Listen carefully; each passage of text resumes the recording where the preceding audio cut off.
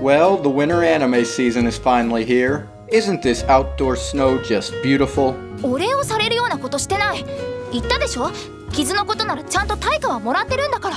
2対1は不公平かも。黙ってるの？あなた、私から気象を盗んだ子を知ってるでしょ？ It's snowing now, bitch. So it looks like the winter anime season is here again. That means I'm stuck inside with nothing better to do than force feed you my unwanted opinions about the new seasonal anime. Seasonal, just like my depression this winter. Ha, depression. It's funny because I'm actually fucking dying inside. And not because of my depression, but because I spend weeks making these types of videos only for them to get completely outviewed by channels that just re-upload clips of anime and slap their names over it. Oh, sorry, I accidentally left the salt switch on. Let me switch it over to apathetic mode, because that's pretty much how I feel about the seasonal anime this season. As usual, there's some alright stuff, some doo-doo stuff, and some stuff that just makes me think that maybe the sperm that conceived anime should have been sent to prison. Let's start off with a return to something iconic that won't be able to bamboozle us with a dramatic plot twist this time. Madoka Magica Record. I'm excited to see the new characters this story has to offer. Oh, hey look, it's Madoka. Oh, and Sayaka too.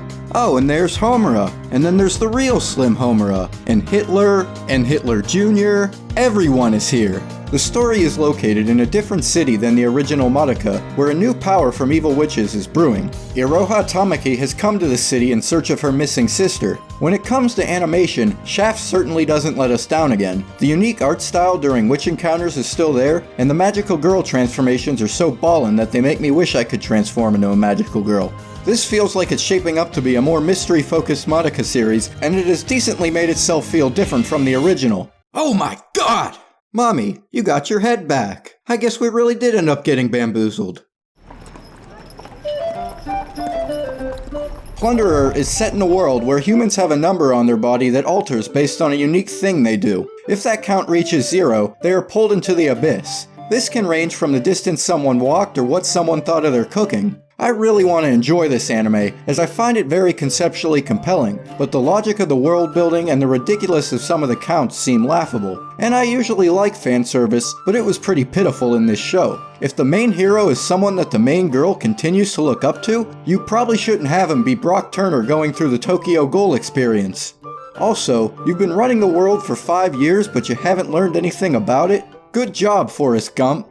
Regardless, I think this show can be entertaining, but entertaining in the form of a train wreck. If you thought Truck-kun had issues driving, just wait till you meet Trainwreck-kun. Degenerate, as an adjective. Having fallen below a normal or desirable level, having lost or become impaired with respect to the qualities proper to the species or kind.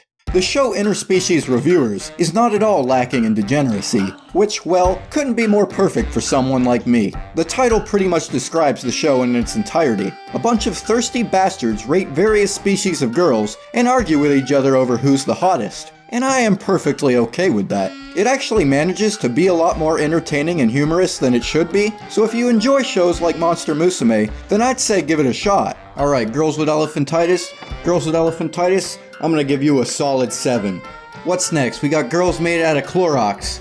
I'm gonna give Girls Made Out of Clorox a please subscribe, a big solid please subscribe. And we've got Plunderer. Oh, I'm gonna give Plunderer a big fat negative 999.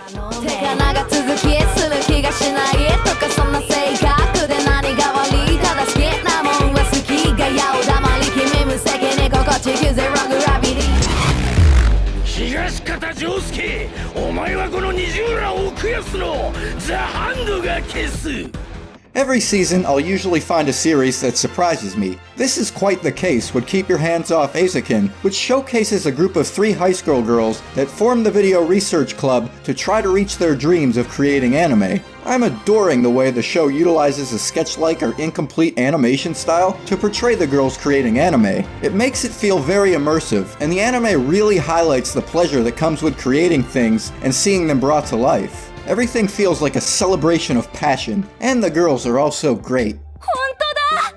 カメラだこれ！でけえ！本物だ！このハンドルを回して少しずつ背景をスライドさせると台に固定されたセルが止まったままでも Look, Mexico, let's tan. I'm homesick. When it comes to small children, I'm the type of person that wants to shove them into a McDonald's ball pit full of coughings and electrodes. Or I don't know, force them to watch Plunderer. But here's an anime that tricks me into thinking kids are amazing through its wholesomeness and cute scenes. Somali and the Forest Spirit is set in a world where humans are persecuted and facing extinction. This world is now dominated by all sorts of strange creatures and spirits instead. I bet they were cancelled by K-pop fans. These are some ugly-looking fish. The story follows a lost human girl who is assisted in finding her parents by a golem, a watchman of the forest. This show gives me large ancient Magus Bride vibes, and I think it greatly captures the curiosity that small children have. This child is relatable. We must protect her, even if it means looting her. Isekai Quartet is back, and this time it's joined by the cast of Shield Hero. Unfortunately, I imagine Nafumi will get betrayed by the entire show after Aqua falsely accuses him of stealing her panties. I really like aspects of the survival and battle royale genre in anime, but those series tend to shit the bed through a bus-sized mattress. The survival game in Darwin's game revolves around, you guessed it, a phone app, which has players fight each other using superpowers called sigils. The show is kinda generic and has some questionable writing moments, but the MC isn't at least retarded? Good job, I guess? There's also some entertaining scenes and the animation has been pretty slick, so it'll probably end up being one of those shows where I just turn my brain off and enjoy the ride. なんだお前イベント開始早々自殺志願か残念だけど今から死ぬのはそっち Congratulations, you are the true winner of this show's Darwin Award. Here's a show that would probably be a lot more enticing to me if I could actually understand what the hell is going on. Wow, My Cat Hates You, you're an AniTube channel that's informing people on seasonal anime, but you never have a clue? Please retire. The concept of diving into people's unconscious to solve criminal cases is pretty intriguing if you've got more brain cells than me, which isn't many. Psychodo, a detective, enters the ID wells of various serial killers where he can see fractured parts of their actions and sightings in order to gain more information. Fans of Psychopaths or Babylon will probably find this show enjoyable.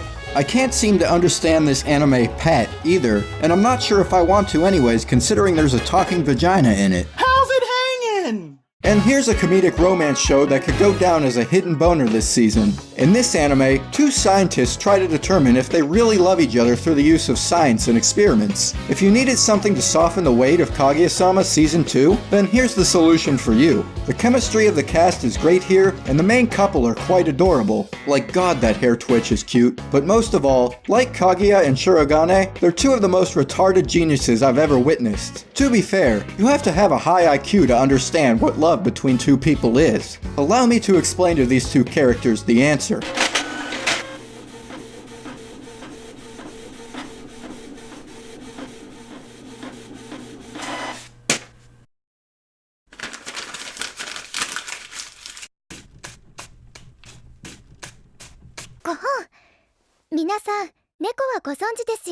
Of course. 敏感に動く可愛いお耳、 Yes. 感情豊かに揺れる尻尾、 Yes. そして2本足で歩くとっても素敵な生き物。そんな猫がお好きならこちらのパティスリーに。 Sorry guys, seasonal video's over. I got somewhere to be. In Nekopara, all cats are human-like girls that retain some cat-esque behavior. A group of these cats help their master run his cafe while dressed in maid outfits. While pretty wholesome, this anime is actually based off an adult visual novel, so you can use your own imagination to picture what that's like. Hey, if she's spayed, that means I don't have to use a condom, right? The show is kind of funny and surprisingly entertaining, and it'll likely be one of those shows that many people are watching, but no one actually admits they are. This phenomena is known as Schrodinger's viewing. We are all both watching and not watching it at the same time. In another isekai that looks like it was named by early Panic at the Disco, a girl named Maple receives an invitation to a new game. Hey, wait a minute, I've seen this before. Hey, wait a minute, I've seen this before. Hey, wait a minute, wait a minute. Wait a minute! Stop! Wait a minute! Hold up! Wait Wait a minute. Something ain't right. That password you've created is unsafe. Please have at least 12 characters, 1 capital letter, your shoe size, and 3 symbols of Braille. After venturing the world some more, Maple then continues to receive various overpowered abilities, such as the ability to grow an immunity to things by simply letting them hit her. BDSM Isekai. Now that's what I call originality. She's also got a counter move that can kill with 1 strike. Essentially, this game has more hand-holding than Pokemon Sword and Shield. All in all, it's better than some recent isekais, but that bar is plundered down lower than Plunderer. In Spectre, Kotoko, a mediator of the human and spirit worlds, attempts to grow closer to Koro, a university student who has broken up with his girlfriend after fleeing alone from a Kappa encounter. Well, I've seen enough Sarazanmai to know where this is going. After learning more about Koru, Kotoko asks for assistance in solving various mysteries presented by yokai who come to her for help. The dialogue surrounding the mysteries in this show is quite captivating, and it gives me big Monogatari vibes. The dynamic between the 2 leads is nice, and the male MC is more interesting than he appears. I'm excited to see how this series plays out, and these little yokai monsters are so crafty and adorable. 覚えておく。ヤギのような人だ。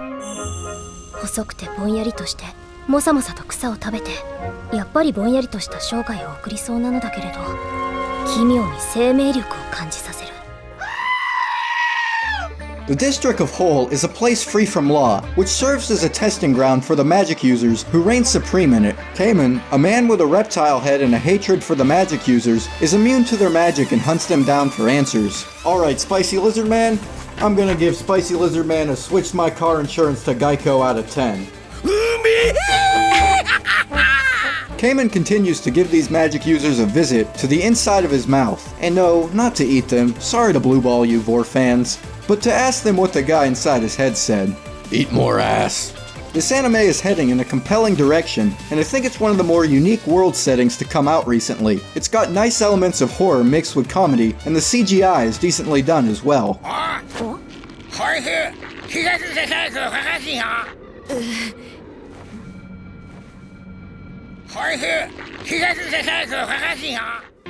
Toilet-bound Hanako-kun is based on a Japanese urban legend about a young girl's spirit who haunts school bathrooms, except this time she's a dude. The story follows the trollish spirit Hanako-kun and the thirsty romance-seeking high school girl Nene, who agrees to become his assistant at the cost of regaining her human form after mistakenly turning herself into a fish in an attempt to acquire a date. The two continue to clean the bathroom and deal with various spirits and mysteries within the school. The greatest mystery of all though, Hanako-kun. Do girls really poop?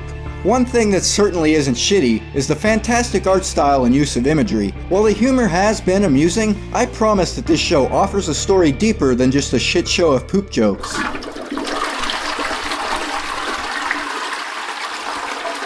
Well, that's gonna wrap it up for all the seasonal anime I'm gonna cover. If your favorite anime this season didn't get covered, well, too bad. There's more anime coming out than articles about people catching the coronavirus, so go find another YouTuber that will talk about it and spam you with Raid Shadow Legends ads. Overall, I think this season has been very okay-ish average. There's a handful of decent shows, and not as many dumpster fires as usual, but nothing has really hit hard for me, at least so far. If there's an anime that could maybe do that this season, it might be Keep Your Hands Off Eizouken or Madoka Magica Record. And you know part of me wants to say Interspecies Reviewers. Anyways, I've watched too many Chinese cartoons this past month, so I'm gonna go remind myself of my American heritage by snorting powdered capitalism off an American flag.